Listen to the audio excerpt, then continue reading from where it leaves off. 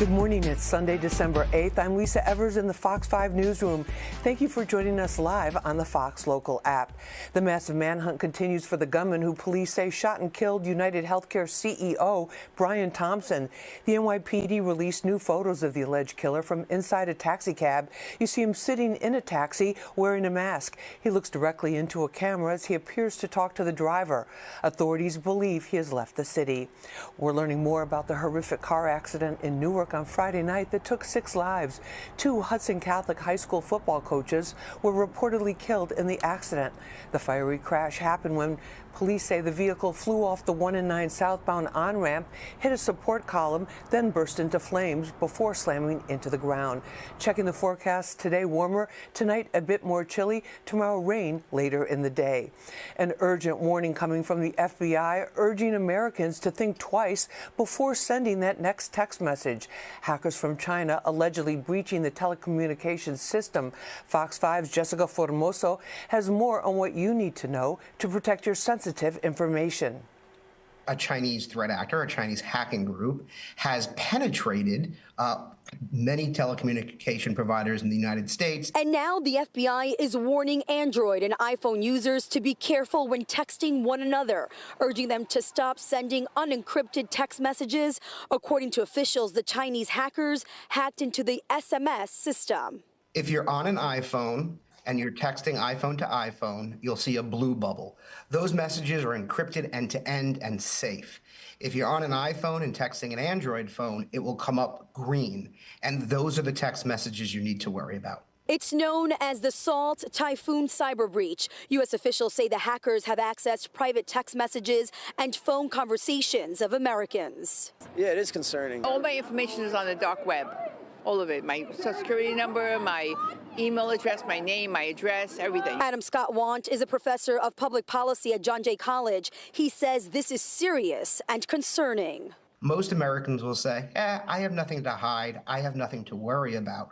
But the truth of the matter is that the information in your text messages will and can be used by hackers and scammers all over the world to get an advantage on you, to try to scam you out of money. The FBI and the Cybersecurity and Infrastructure Security Agency are recommending people use encrypted messaging apps such as WhatsApp and Signal to minimize hackers' chances of intercepting their text messages. Who fixes this?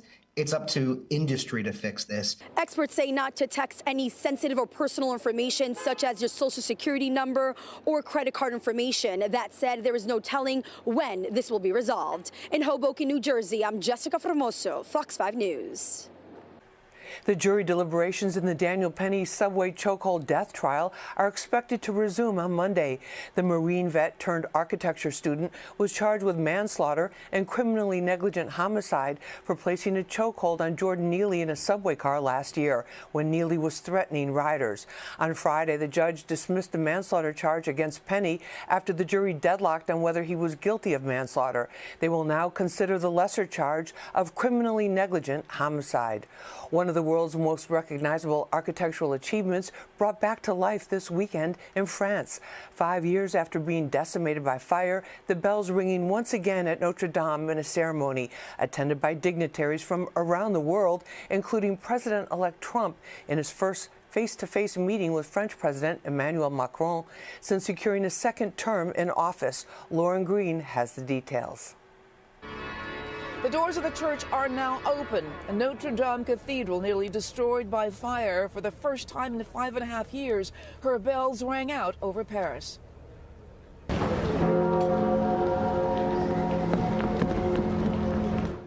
1,500 invited guests and dignitaries were inside for the ceremony, while outside tens of thousands lined the Seine watching on big screens. Trump led a who's who of dignitaries attending, including Ukraine President Volodymyr Zelensky, Britain's Prince William, and First Lady Jill Biden. 5.5 years ago, the world watched in horror as fire engulfed Notre Dame, the 13th century Gothic cathedral. President Macron vowed Notre Dame, Our Lady, would be repaired and reopened in 5 years, and so the work began. 2,000 statues were restored or recreated, some 2,400 oak trees to rebuild the trusses, the famed forests. A new lead roof, the religious relics heroically saved in the fire, will now have a place of honor and presentation. A couple of hours before the solemn ceremony began, Trump and Macron met at the presidential palace. It is Trump's first appearance on the world stage since winning the election on November 5th. Macron, one of the world leaders who was in office during Trump's first term that ended in 2020, the two talking about the past and the future. It's a great honor for French people to welcome you. It's an honor to be here. We had a good time together, and we had a lot of success, really great success working together. The restoration cost some $800 million, $65 million from U.S. donors. Tomorrow, the first Mass at Notre Dame Cathedral in more than 5 years. In Paris, Lauren Green, Fox News. More U.S. aid is headed to Ukraine. Defense Secretary Lloyd Austin said the Biden administration plans to provide nearly $1 billion more in weapons support to Ukraine. The package will include drones and munitions. This comes shortly after President Biden sent $725 million in military assistance. The president has said he will spend all of the military assistance funds approved by Congress for Ukraine by the end of his administration. December 7th, 1941, the day that will live in infamy. Yesterday marked 83 years since the attack on Pearl Harbor. Family members of survivors gathered at the Intrepid Museum, marking the somber anniversary. Fox 5's Duarte Geraldino has more.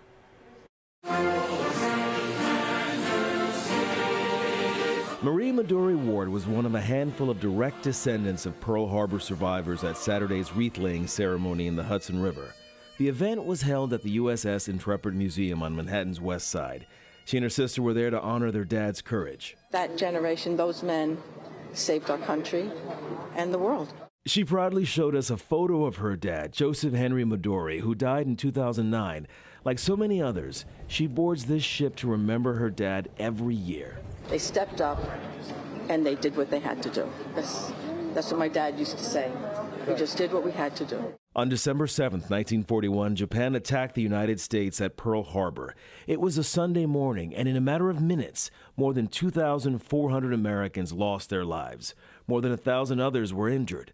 The nation was in shock, and the world at war. Within just 2 years, and in fact in many cases sooner, the vast majority of the ships that were sunk or damaged that day at Pearl Harbor were salvaged, repaired, and refloated. Truly an engineering marvel, not just then, but even today's terms. It's hard to believe 83 years later that many of those ships returned to battle and helped the U.S. claim a decisive victory, a fact of pride for Claudette Simmons and her brother William. When my dad and I went to Hawaii, he showed me his ship. We sat on the bank and we looked at the USS Utah capsized. He showed me the porthole where he had came out and swam to shore. Their father, Clark Simmons, received the Purple Heart for his service. The servicemen, I honor you. Those who came before me. I am a veteran of the war also. And a proud American who, like so many, will never forget the sacrifice of the thousands of men who died at Pearl Harbor. Duarte Geraldino, Fox 5 News. Turns out the yellow brick road in The Wizard of Oz is paved with gold. A pair of the ruby slippers that Judy Garland wore in the iconic film were just auctioned off for a stunning $28 million. This pair was stolen from a museum nearly 2 decades ago and recovered in 2018. Heritage Auction believed these slippers would sell for about $3 million, but a bidder pulled back the curtain and opened their wallet, paying, after the auction house commissions, a whopping $32.5 million. The Bronx Little Italy held its annual holiday tree lighting last evening. The ceremony took place at Chico Dome Park on Arthur Avenue. It was hosted by the Belmont Business Improvement District, along with other local institutions and community members. Visitors were able to meet Santa, listen to holiday carols, and enjoy Italian cookies with hot chocolate. There was also a toy giveaway for local families. A final check of the forecast: today warmer, tonight a bit more chilly, tomorrow rain later in the day. And that does it for us this morning. I'm Lisa Evers. Have a great day. Remember, Fox 5 News is always streaming here on the Fox Local app.